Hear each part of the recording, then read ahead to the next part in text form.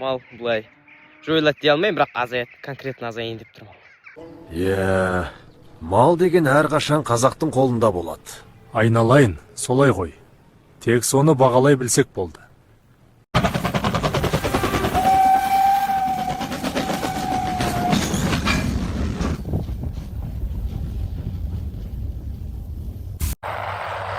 Стой!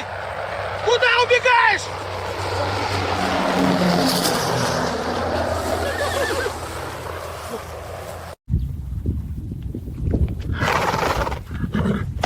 Жүріп кеттік. Болды. Давайте штраф. Ваши коровы сегодня в посев зашли. Ой, мыналар шашатты бар ғой.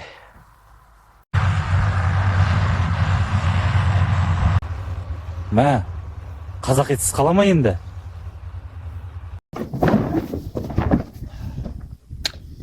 Бәрі бітті.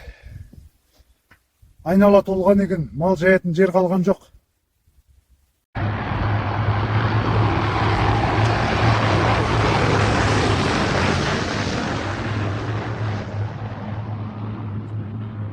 Сонда ақырында ет қымбаттайды. Анау ет аз болғасын, спрос көп болғасын. Қазақтар әрине постоянно ет жейді, так что ет жаман қымбат болады. Күмән жоқ.